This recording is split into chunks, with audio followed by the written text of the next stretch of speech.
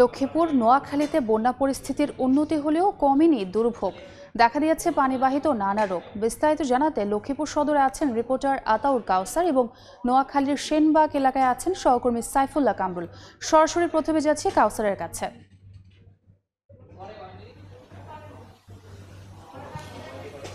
লক্ষ্মীপুরে ধীরে ধীরে কমছে বন্যার পানি, আর এই বন্যার পানি কমে যত পূর্ব দিক থেকে পশ্চিম দিকে যাচ্ছে এবং উত্তর দিক মূলত পানিটি দক্ষিণ পশ্চিম দিকে যাচ্ছে, যেদিকে মেঘনা নদী অবস্থিত। আর এই পথে যাওয়ার যে সময়, সে সময় যে নিচু এলাকাগুলো আছে সেগুলো আরও বেশি করে প্লাবিত হচ্ছে। আমি এই মুহূর্তে আছি লক্ষ্মীপুরের একেবারেই প্রাণকেন্দ্র লক্ষ্মীপুর স্টেডিয়াম এলাকায়। দেখতে পাচ্ছেন চারদিকে কি পরিমাণ পানি জমে আছে। মূলত এই পানিগুলো আসলে যাওয়ার যে জায়গাটি, সেই জায়গাগুলো অনেক আগে থেকেই ভরাট হয়ে আছে, যার কারণে পানি প্রবাহিত ঠিকভাবে হচ্ছে না এবং ফলশ্রুতিতে আশপাশের লোকালয় কিন্তু প্লাবিত হচ্ছে।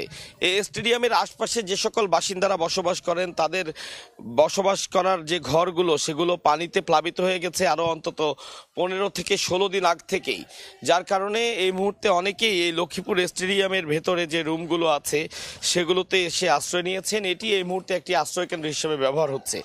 আমরা যতটুকু জানতে পেরেছি যে এখানে প্রায় 100 খানেক মানুষ এসে আশ্রয় নিয়েছেন এবং তারা অভিযোগ করেছেন যে এদিকে আসলে তারা কোনো ধরনের ত্রাণ পান না।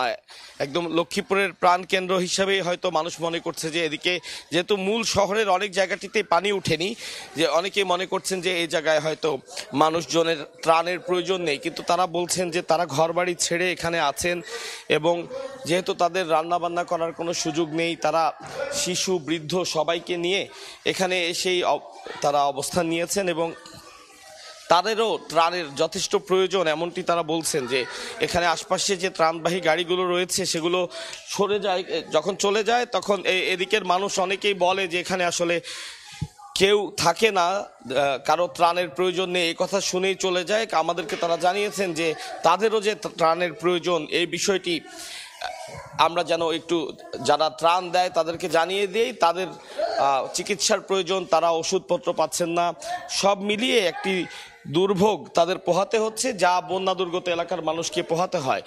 এবং এর আশপাশে আরও কিছু ওয়ার্ড আছে যেগুলোতে হয়তো আরও কিছু পরে আমরা যাব। গতকালকেও আমরা সেখানে দেখেছিলাম যে অনেক পানি এখনো সে জায়গাগুলোতে জমে আছে এবং অনেক জায়গায় বন্যা পরিস্থিতির উন্নতি হলেও এই জায়গাগুলোতে আমরা গতকালকে দেখেছি যে বন্যার পানি প্রায় অপরিবর্তিত আছে এবং অনেকে বলছেন যে জোয়ারের পানি গত রাতে কিছুটা এসেছে বেশি, যার কারণে কিছু কিছু জায়গা নতুন করে প্লাবিত হয়েছে। তো একই অবস্থা আসলে অন্যান্য জেলাগুলোতেও। নোয়াখালীতে আমাদের আরেক সহকর্মী আছেন সাইফুল্লাহ কামরুল, সেখানে যেতে চাই সেখানকার সর্বশেষ পরিস্থিতি জানতে। আমি এই মুহূর্তে দাঁড়িয়ে আছি নোয়াখালী সেনবাগ উপজেলা। এটি নোয়াখালী সেনবাগের প্রধান সড়ক। এই সড়কে এখনো পানি রয়েছে। গত 3 দিন বৃষ্টি না হওয়ায় এখানে নোয়াখালীর বন্যা পরিস্থিতি কিছুটা উন্নত হয়েছে, ধীরে ধীরে পানি কমছে। মূলত নোয়াখালী সেনবাগ হলো নোয়াখালী 9টি উপজেলার মধ্যে সবচেয়ে উঁচু উপজেলা। এটি ফেনীর পাশের একটি উপজেলা। এই সেনবাগের পানিগুলো বেগমগঞ্জ হয়ে রহমতখালী এবং লক্ষ্মীপুর দিকে যায়, কিন্তু আপনারা দেখেছেন যে চৌমোহনীতে যে 4টি খাল রয়েছে, সেই 4টি খাল ভরাট থাকার কারণে এখানকার পানিগুলো নামতে পারছে না। অন্যদিকে নোয়াখালীর যে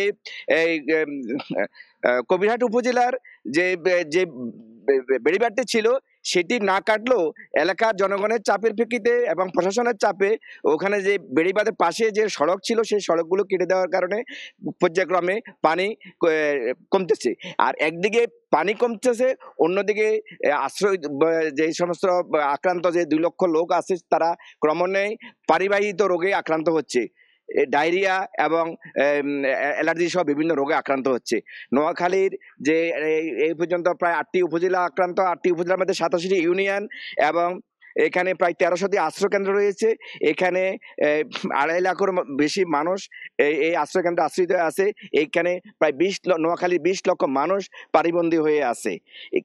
এখন থেকে কিছুক্ষণ আগে বিএনপির কেন্দ্রীয় নেতা ভাইস চেয়ারম্যান জয়নাল ফারুক তিনি আমাদেরকে জানিয়েছেন যে এই বন্যা মূলত ভারতের যে পানি, এই পানির কারণে আমাদের এই অঞ্চলে বন্যাগুলো হয়েছে। এছাড়া আমরা স্থানীয়রা জানান যে এখানকার যে প্রভাবশালীরা আছে তারা বিগত সময়ে খালগুলো দখল করে অবৈধ দোকানপাট নির্মাণ করার কারণে এখানকার পানিগুলো নির্মাণ হতে পারছে না, যার কারণে এখানে জলবদ্ধতা লেগে থাকবে। আর কয়েকদিন পরে যে পূর্ণিমার জোয়ার আসবে আগামী 1-2 দিন পরে, সেই জোয়ারে কিন্তু এই বন্যা পরিস্থিতি আরো অবনতি হওয়ার আশঙ্কা রয়েছে।